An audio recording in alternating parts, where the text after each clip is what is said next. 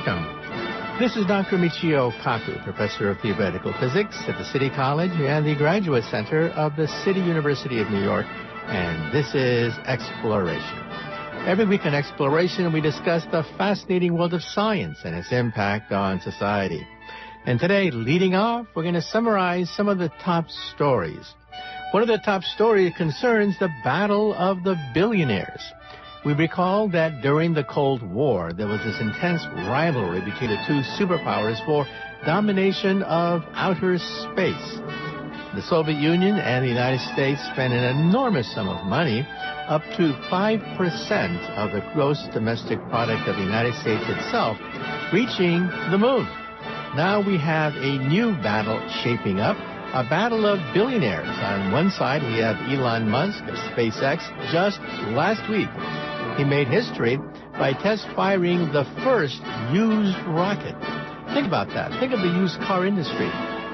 When the used car industry debuted after World War II, it literally changed the economics of owning a car. Well, think of what happens when we have used rockets on the marketplace.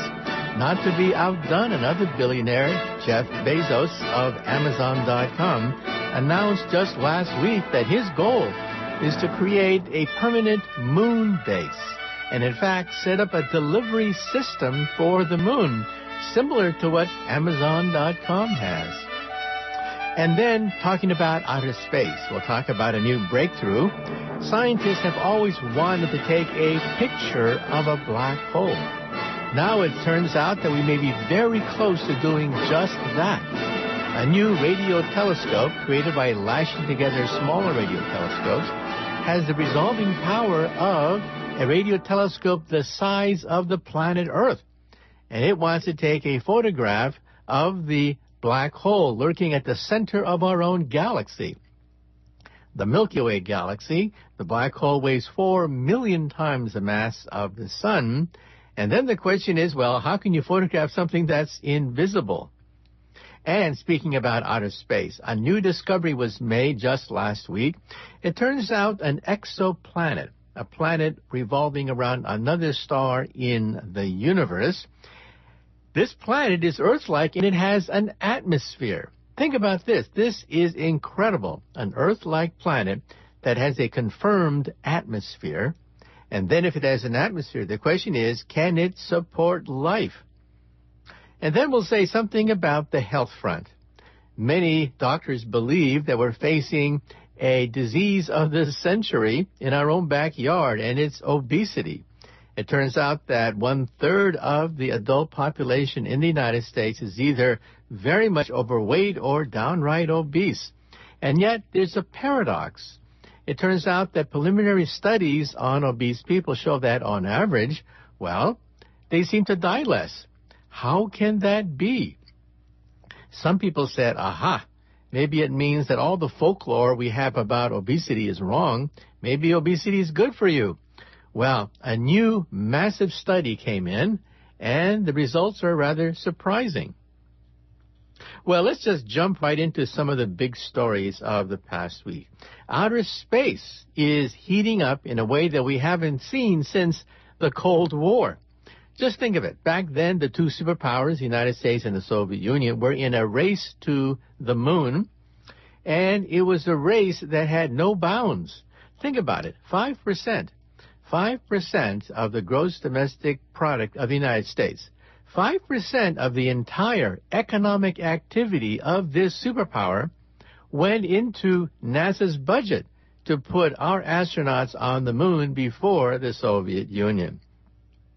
Now there's a new battle raging, this time between billionaires, because it turns out that the cost of space travel is now reduced to the point where even billionaires can have an impact. Well, we have 2 billionaires and 3 booster rockets that are contending for this race to dominate outer space. In one corner of the ring, we have Elon Musk, founder of PayPal, not to mention Tesla Motors, not to mention SpaceX, and he pioneered the reusable rocket.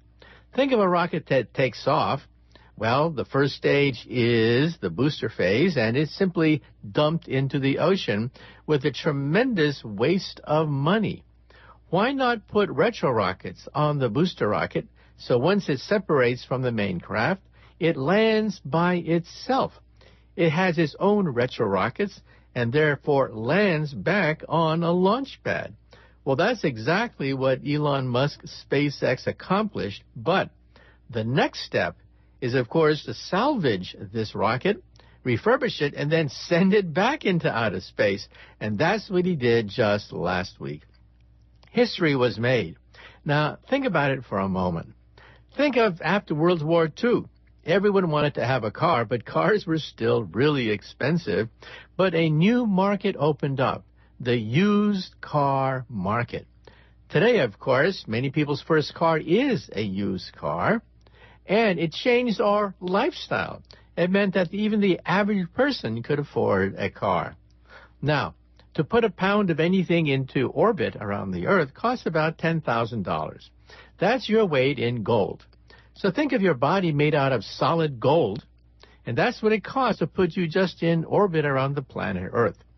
Along comes Elon Musk, who says, now, wait a minute, this is ridiculous. We throw away most of the rocket. Why not reuse it?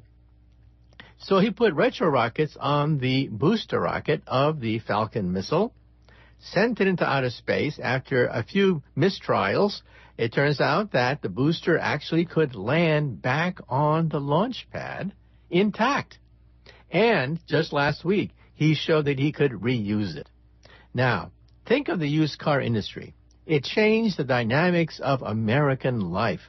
And all of a sudden, teenagers could roam the streets in a used car. The economics changed and our lifestyle changed. It almost became our birthright to have a used car. Well, now with a used rocket industry emerging, perhaps the cost of space travel will go down by a factor of 10. That is $1,000 to put a pound of anything into orbit. Well, just remember that Elon Musk is not the only billionaire out there. There's another one, Jeff Bezos, who happens to be the second richest man on the planet Earth after Bill Gates. That's right. He's number 2 when it comes to having amassed a tremendous amount of private wealth. With his private wealth, he bought the Washington Post. That's right.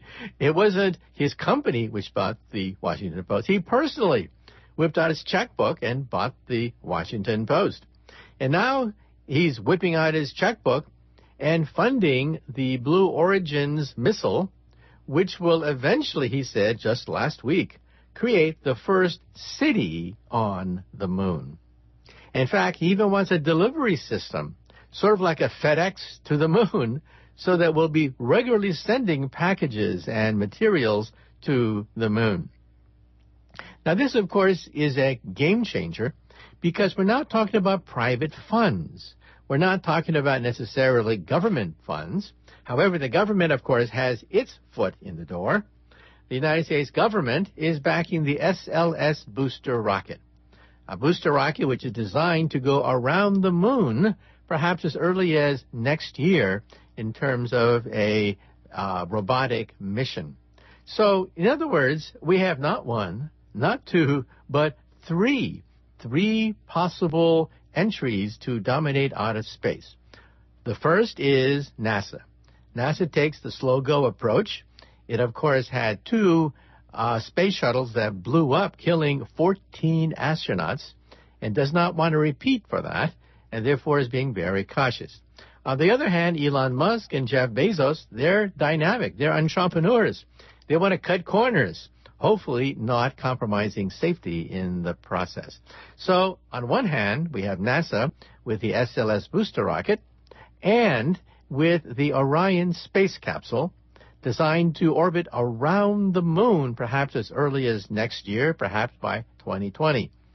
However, we now have Elon Musk who comes in with his own rocket, the Falcon rocket.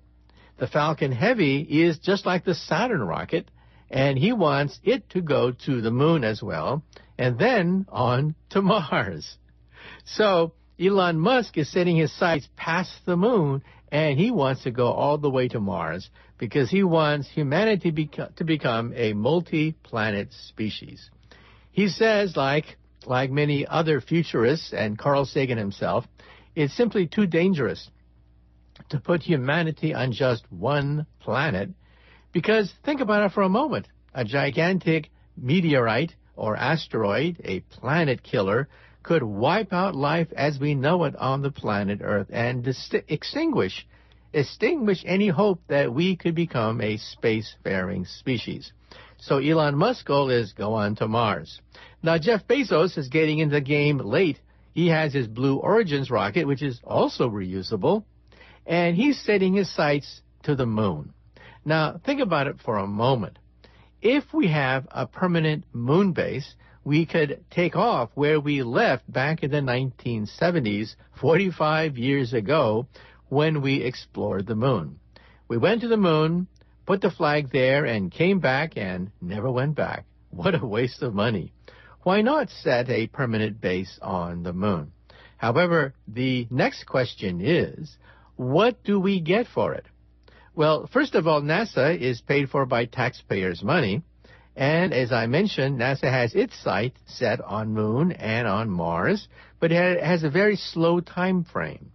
In comes private enterprise with Elon Musk and Jeff Bezos with huge bank accounts capable of funding many missions just on their own, just for the sake of ego and philosophy and because they want to be the one to put the flag on Mars. And so they have a different timetable. And their timetable will, of course, have some public money, but will also be generously funded by private money as well.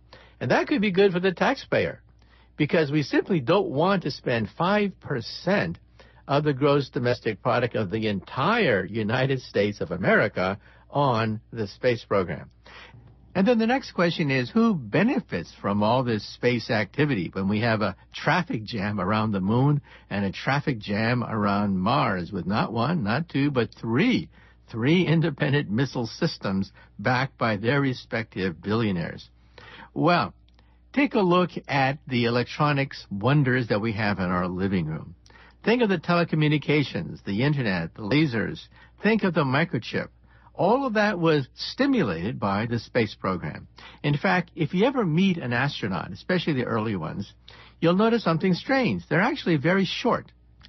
Now, the astronauts that went to the moon were short for a reason, because we wanted to have a small space capsule to conserve money, and as a consequence, electronics had to be miniaturized as well, and a tremendous market was created for microchips. And that, in turn, helped us stimulate Moore's Law to create small chips that could be used in your PC and in your laptop. So in other words, the space program helped to jumpstart the computer revolution of today. Now, what about mining the moon? Well, this is a weak spot because, you see, the moon came out of the planet Earth. It turns out that we have moon rocks that we've taken from our astronauts. Analyzing them, we were quite surprised to find that they have more or less the same chemical composition as the planet Earth. And the reason for that is, well, the moon came out of the Earth. The latest theory is that an object about the size of Mars plowed into the Earth 4.1 billion years ago, creating the moon out of all the debris. And so, in other words, mining the moon might not be such an economical idea. Might be easier to simply mine the rocks in your own backyard. Some people say helium-3, an extremely rare substance to be used for fusion reactors, could be mined from the moon. Yes, that's true. But the problem is we don't have any operating fusion reactors yet, and the market for helium-3 is simply unknown.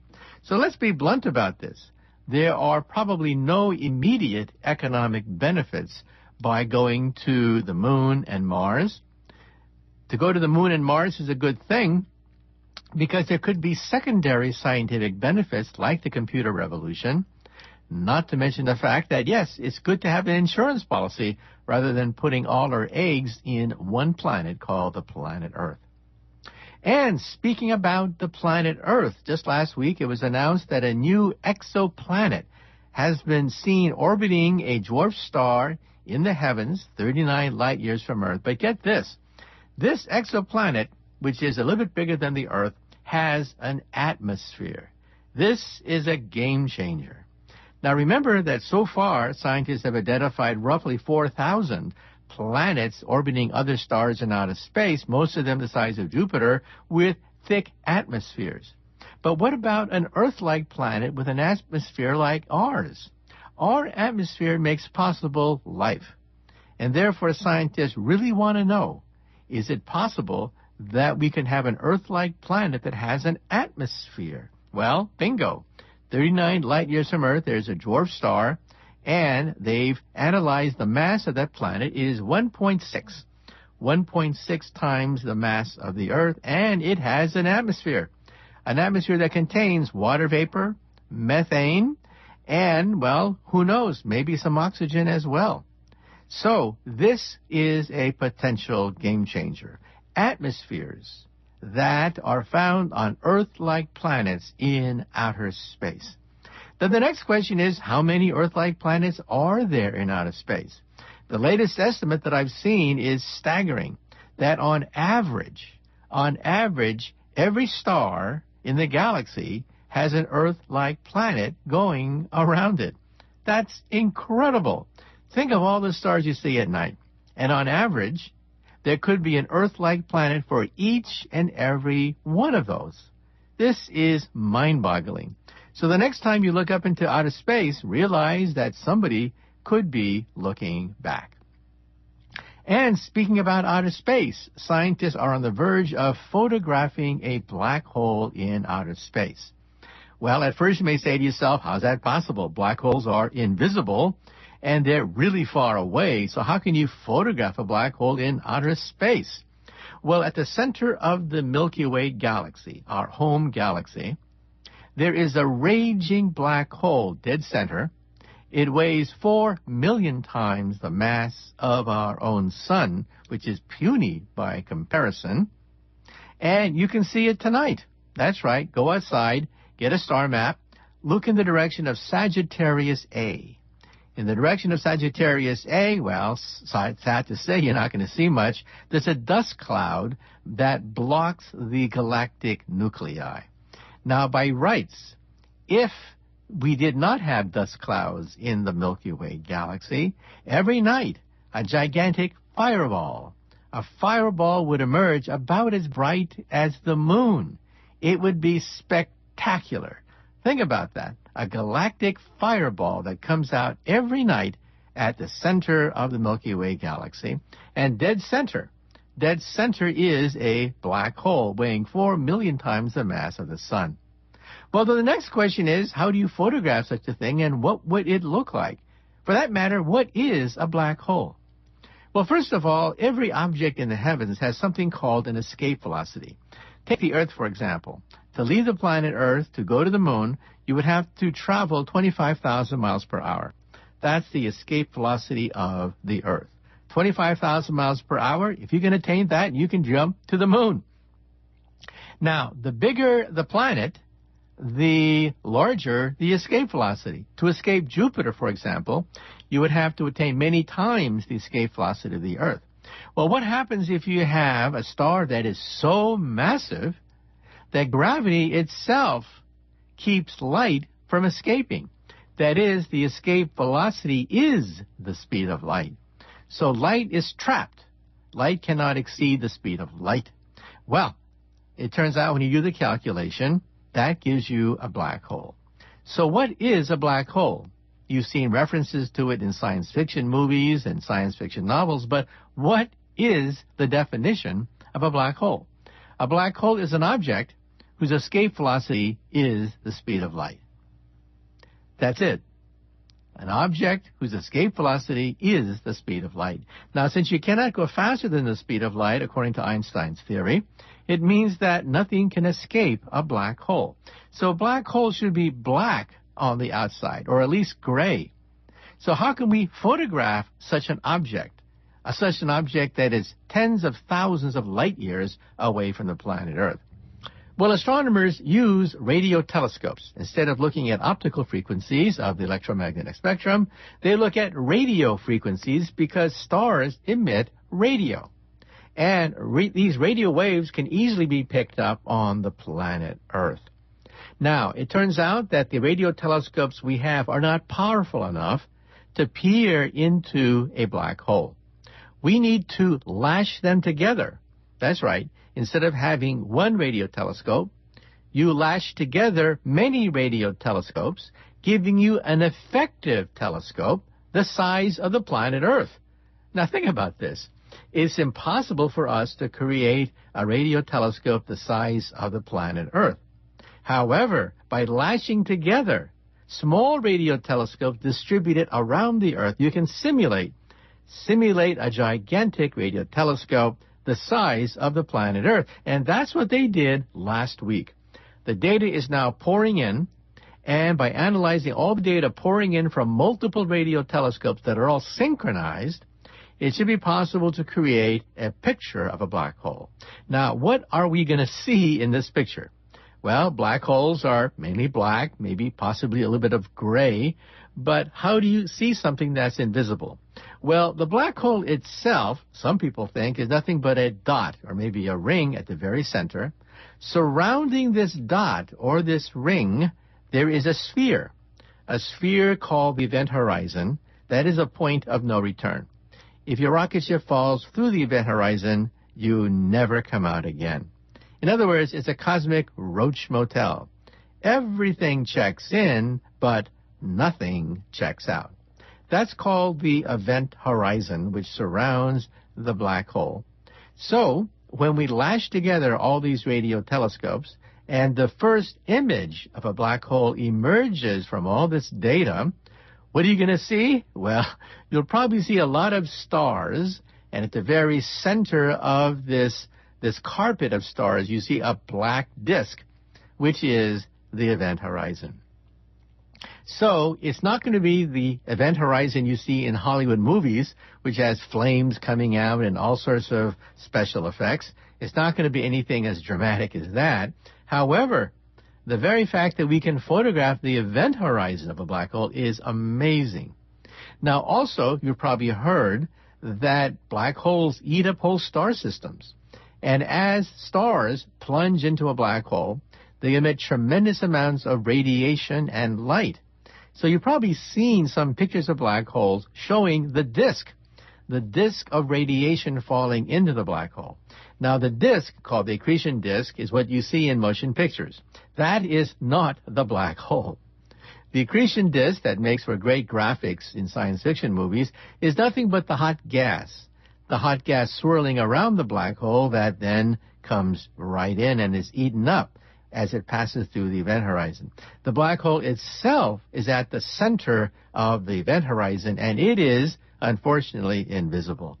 Then the last question that even children ask is, if all these stars go falling into a black hole, where do they go? Well, the short answer is, we don't know. Einstein's theory predicts the existence of black holes, but if you take a black hole solution of Einstein's equations and go to the very center, what do you get? Nonsense. In other words, Einstein's theory breaks down at the center of a black hole. So you need a higher theory. A higher theory, perhaps string theory, and string theory is what I do for a living. That's my day job. Now, Einstein's theory does make some predictions, rather outlandish predictions, about what happens if you go through a black hole. First of all, black holes are rotating. They rotate very rapidly. So at the very center of the event horizon, we have not a dot, but a ring of neutrons that circulate very rapidly. And if you stick your hand through the ring, you don't necessarily get crushed by the gravitational field. The field, in fact, is finite at the center of the ring. And if you follow the mathematics, if you fall through the ring, you wind up in a parallel universe. So think of Alice in Wonderland. The looking glass would be the rim. That is, the black hole would be the rim of the looking glass.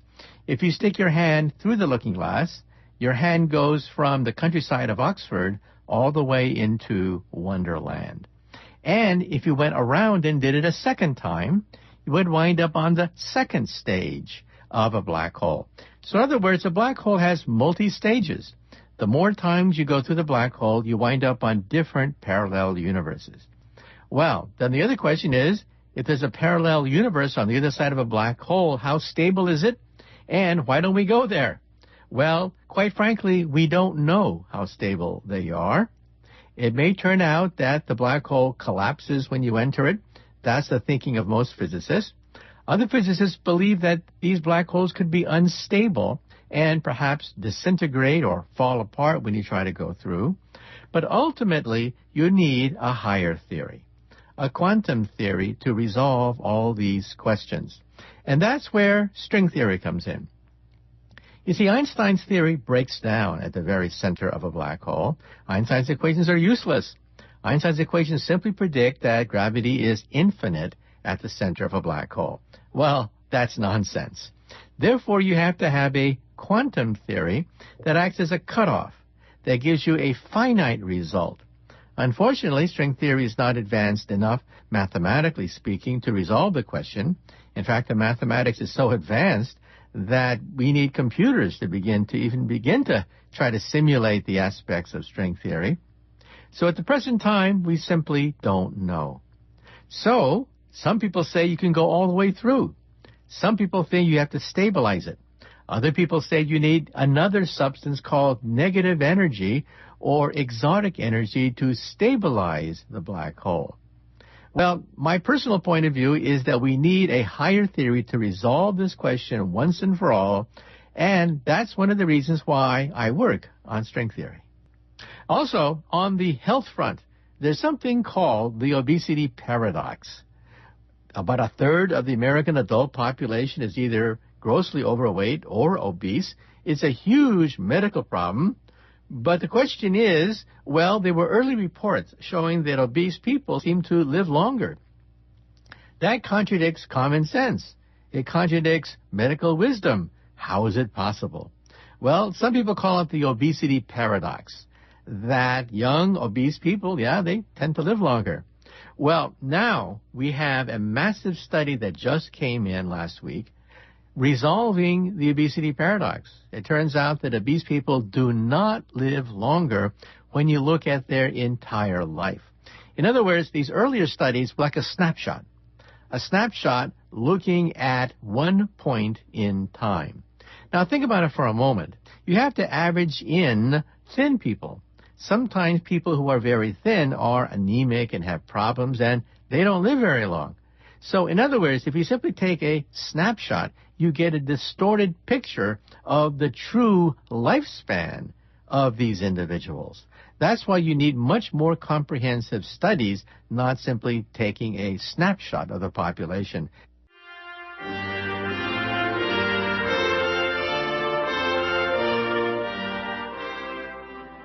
Well, I'm afraid that's it for the first part of Exploration. Once again, this is Dr. Michio Kaku. And in the second part of Exploration, we're going to bring on an expert on black holes, Professor Fulvia Melia. And they'll talk to us about what is a black hole, where do we find them in outer space, and perhaps one day, what happens if we have a close encounter with a black hole. So stay tuned.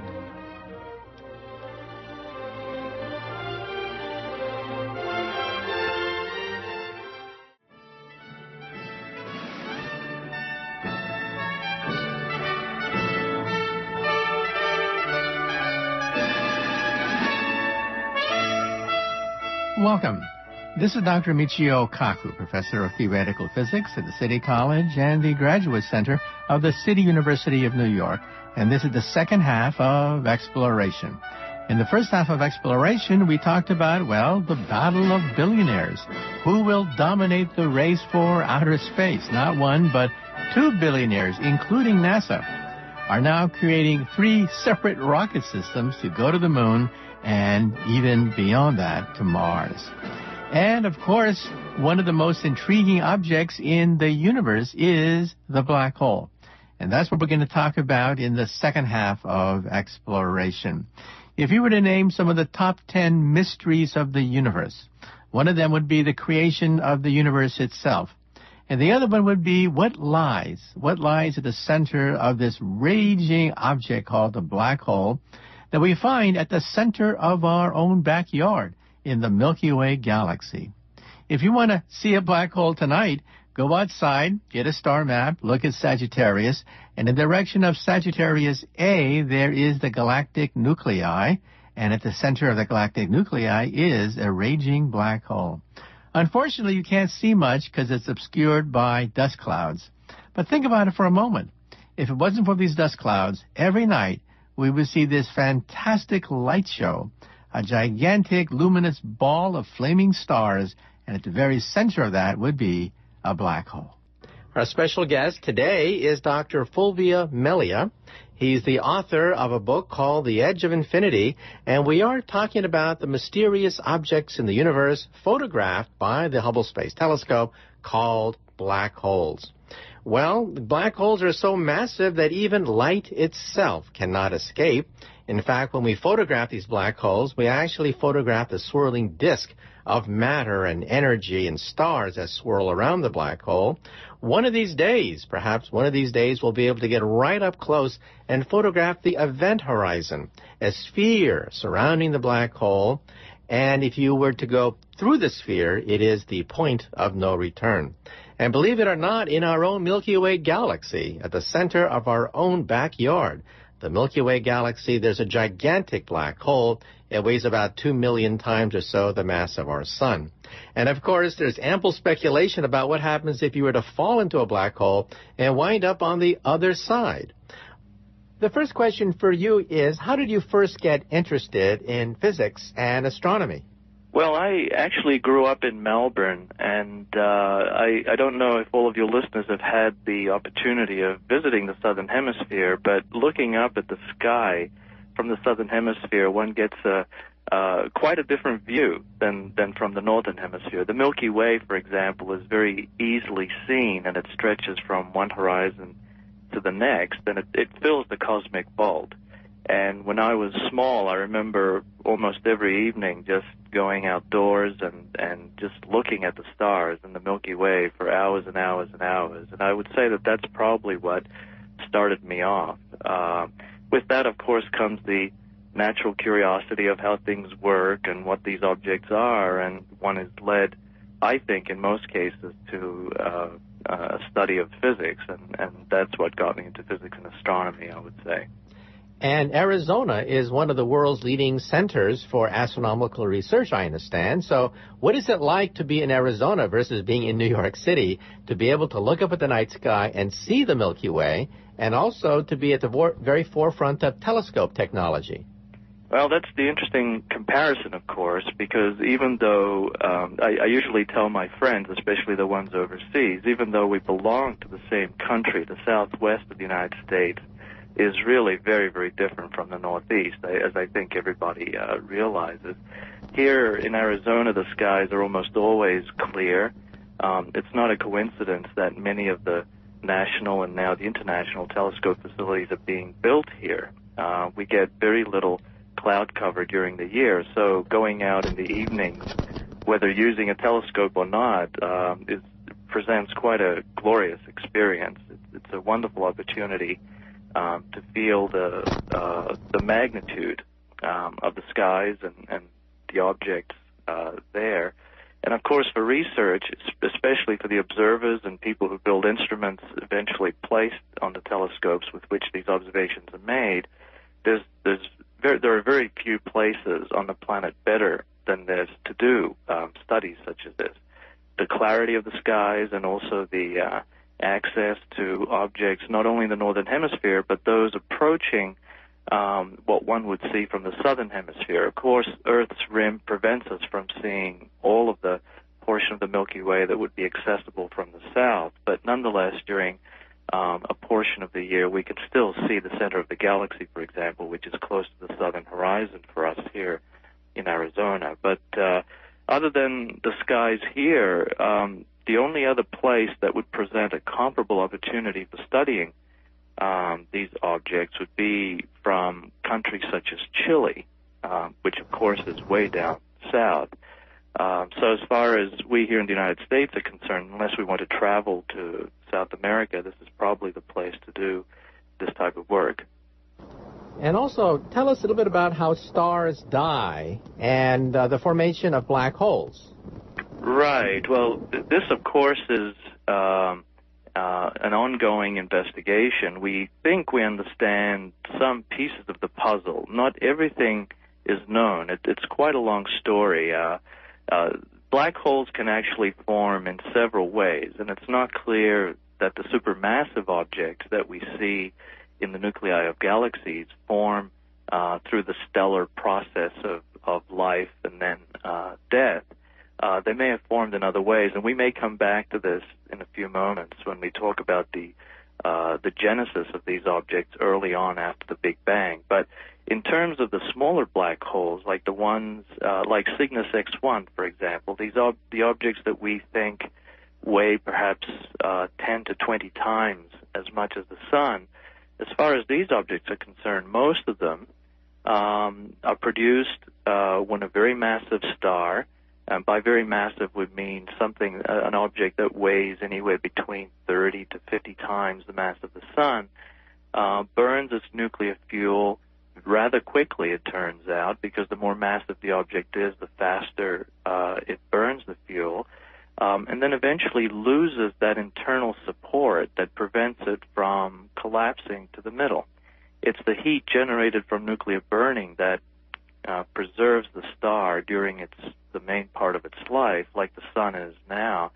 And at the end, when that nuclear fuel is burned to heavier elements such as carbon and eventually to iron, the heat generation stops and the material can't support itself anymore and collapses into the middle, at which point a supernova explosion ensues, and the remnant, depending on how massive the original star was, can sometimes be a black hole with a mass somewhere between a couple of solar masses and 10 to 20, as I said earlier.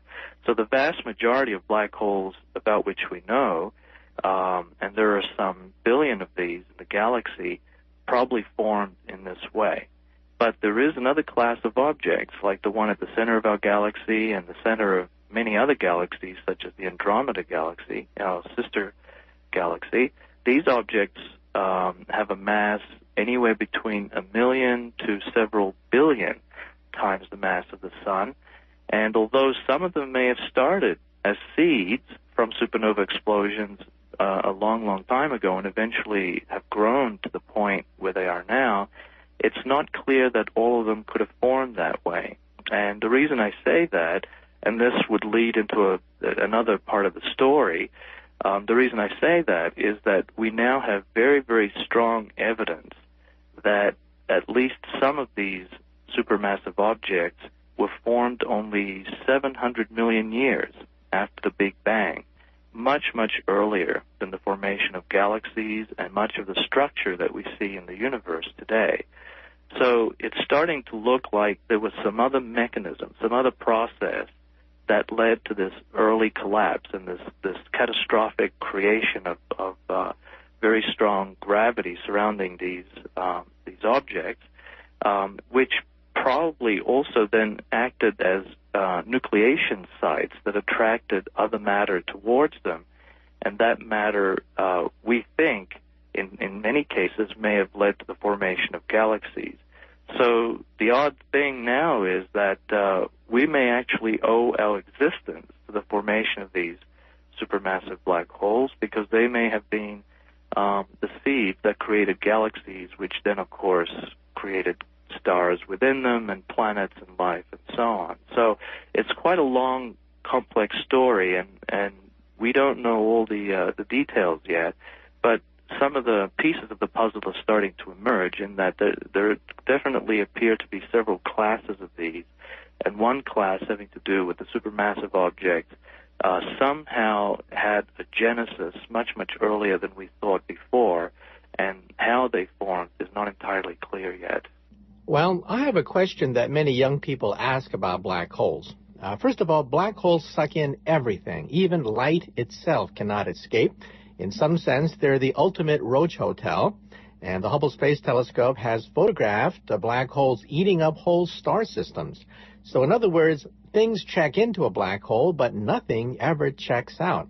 Well, then the question is, well, a black hole should be invisible. Even light itself cannot escape from a black hole. Therefore, a black hole should be invisible. And yet we have the Hubble Space Telescope taking photographs of perhaps hundreds of black holes in outer space. And so then the question is, how do you photograph something that is invisible? Right. This is what's really generating much of the excitement these days with theoretical astrophysicists and, of course, the physics community in general. What telescopes that have been built up to this point have seen so far is not really the black hole itself, but what they see is light produced by matter falling into the black hole.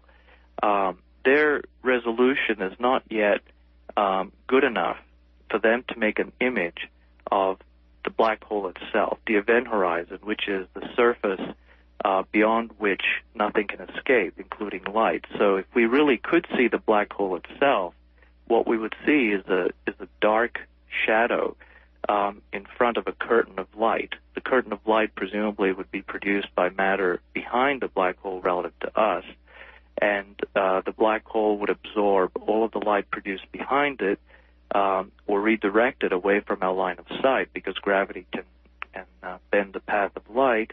And so we would see a dark shadow. That's what a black hole would look like if we had a camera with such clarity, such spatial resolution that we could see detail down to that size. It does look like by the end of the decade we may have the capability of actually forming such an image.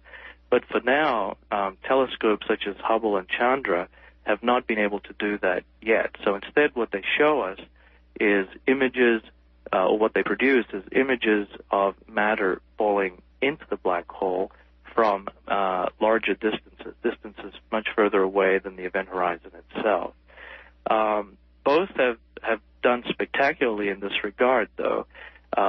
Both Chandra, the X-ray telescope, and Hubble have each produced a very deep image of certain patches of the sky.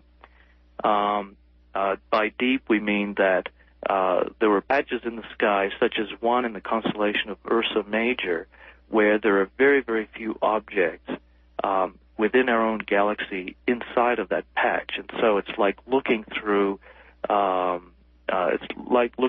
relatively open window to distances much further away than objects within our galaxy.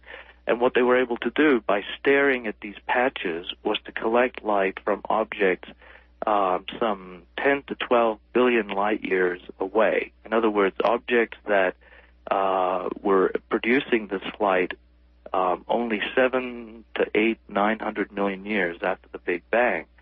And what they see when they look at these patches is very bright objects, either X-ray objects or ultraviolet or infrared objects in the case of Hubble, objects that number as many as 500 within a region only the size of the full moon. So if you can imagine with your eye looking at a part of the sky that has the size of the full moon, within such a region, these telescopes have been able to produce images of as many as 500 of these objects. And these objects are so far away, they're so bright, that the only way that they could produce this much light is if they're black holes absorbing matter from their environment and converting gravitational and rest mass energy into light.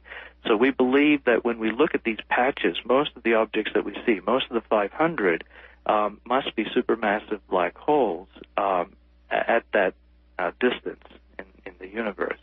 And what's interesting is that when one extrapolates over the whole sky, these numbers correspond to total numbers of some 300 to 400 million such objects. And we know that that's not all that's there, because that's what we can count, that's what we can see. But some of these objects are probably also obscured by dusty matter falling in towards them, and so it's not clear that we're seeing everything. So the best that we can say is that there must be at least 300 million of these supermassive black holes spread throughout the cosmos. Chandra, of course, has gone on and done even much better than that. It's allowed us to look at the supermassive black hole at the center of our own galaxy with even better clarity because it's much closer than the others. It's only 25,000 light years away compared to the 12 billion light years of many of these other objects near the beginning of the universe's life. And because this object at the center of our galaxy is so close, we've been able to study it with Chandra and now other instruments as well. The European Space Agency has its own X-ray telescope called XMM Newton, which has done similarly spectacular studies of these objects. But with Chandra, we've been able to see the X-rays produced by the black hole at the center of our galaxy with enough resolution that we can actually place the source, the location of the emitting plasma, within a region no bigger than the distance between the Earth and the Sun. In addition, this object seems to explode roughly once a day, producing a flare of X-rays. The X-ray intensity during these events goes up by anywhere between 30 and 200 times what the intensity is during the quiescent state. And so for a couple of hours, the black hole at the center of our galaxy shines much, much brighter than it otherwise does. And what's intriguing now, and these are the latest results that haven't even been published in the literature, what's intriguing now is that there is very clear evidence that during these events, we can see a periodic pulse. It's like the heartbeat of this object. There's a periodic pulse that occurs roughly once every 20 minutes.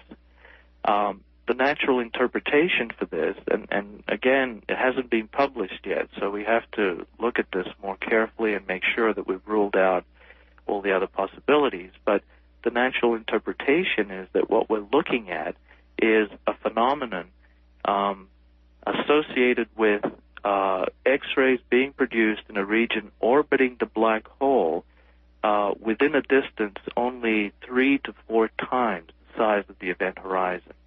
So although we can't see the event horizon just yet with Chandra or Hubble, nonetheless, we're seeing a phenomenon associated with a mission that's occurring only 2 to 3 times the size of the event horizon. It's similar to what would happen if you imagine putting a searchlight on a planet and being in its focal cone only when the searchlight is pointing towards you. And so you would see a pulse every time the planet goes around the sun, which would then lead to a periodicity or a period of 1 year in the case of the Earth, because that's how long it takes the Earth to go around the sun. So it's a similar phenomenon with the black hole at the galactic center. We see this pulsation roughly every 20 minutes, and so we interpret that as being part of the plasma in orbit around the black hole, and the distance that corresponds to that period is about 3 times the size of the event horizon. So these are some of the most exciting things that are happening now as we speak, and the prospects will get only better as time passes and Chandra and XMM continue to look and discover additional activity, and also with the next generation of telescopes in the pipeline now.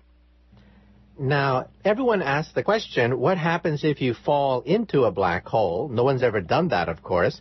But could you explain some of the distortions of space-time that occur if you were to fall into a black hole and someone were to observe you falling into a black hole from a distant planet? Right. And the answer to that, of course, depends, not surprisingly, on how massive the black hole is. What one would see falling through the event horizon differs depending on how massive the black hole is compared to the mass of the object or the body falling in.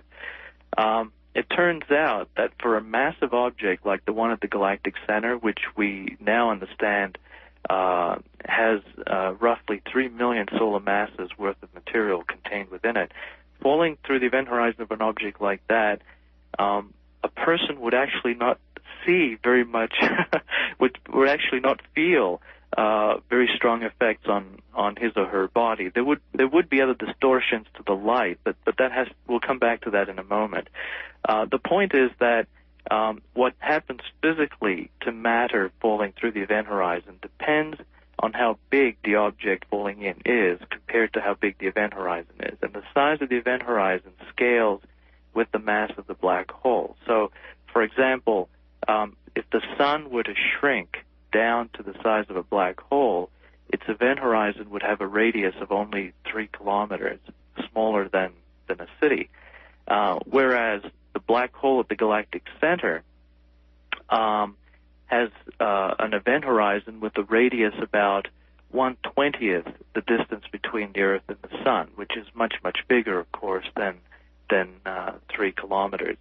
And it's the difference or the comparison between the size of the event horizon and the size of the object falling in that determines how much physical damage, if we can put it that way, is done to the object falling in. So because our body is so small compared to the size of the event horizon of the black hole, the galactic center, we could fall right through and not feel very much physical damage. We wouldn't get distorted or pulled or stretched or compressed. We would be able to pass through the event horizon, and then other catastrophic events would ensue, I'm sure, after that. But the process of falling in wouldn't do damage to us. On the other hand, if we were to fall through a smaller black hole, like the sun, again, if the sun were to be compressed to 3 kilometer size, then our body would get stretched at first, pulled apart, and catastrophic damage would follow. We would be disintegrated, and only the atoms and molecules would fall through. So the physical damage is different depending on the size. And a good analogy would be compare standing on the surface of the Earth, where the surface of the Earth, even though it's spherical, looks flat to us because it's so much bigger than us, and then standing on the dome of a cathedral. The dome is quasi-spherical at the top, but because the size of the sphere is much smaller compared to the Earth and much closer to our size, we feel the curvature of the dome much more. And so that's the analogy. A small black hole, because of its greater curvature relative to us, would do more damage to our body falling through than a big black hole does. Now, that's as far as physical damage is concerned. But what we see, though, would be less dependent on the size, and there would be significant distortion to the light path progressively as we get closer and closer to the event horizon. So light, because of gravitational redshift, meaning that photons have progressively less and less energy, not speed. The speed of light is always the same, but the energy of the photons decreases relative to us at infinity as they get closer and closer to the event horizon. Because of that decreasing energy, we have greater and greater difficulty seeing the light. Eventually, as the as the light reaches the event horizon, it's lost all of its energy relative to what we see, and so we wouldn't be able to even detect the light anymore, even though it would still be coming out until it passes through the event horizon, and then beyond that we wouldn't see it anymore. But as we fall in, because of this effect, we would tend to see primarily light concentrated closer and closer to the zenith angle, right above our head. So as we get closer to the event horizon, we see a progressively smaller cone of light from the rest of the universe until that point when we cross the event horizon itself, and only the light coming directly down would be visible to us. And so we would see these significant distortions because of the light bending and the gravitational redshift. And when we cross the event horizon, then of course nothing can go back out, so we can't communicate with the outside world, but what we would see is only light falling directly inwards towards us.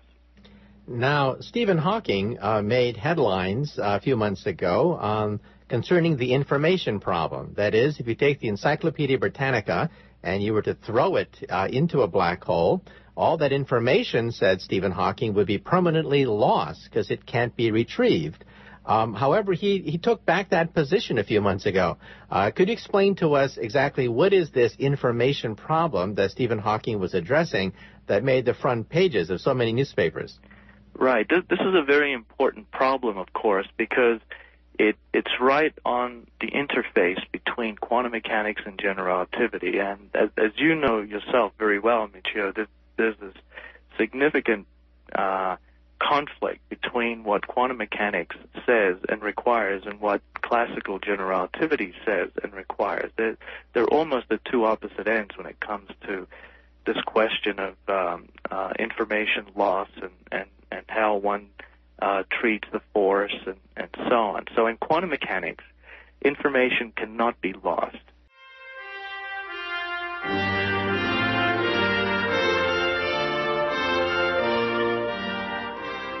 Well, I'm afraid that's it for exploration. Once again, this is Dr. Michio Kaku, Professor of Theoretical Physics at the City College and the Graduate Center of the City University of New York.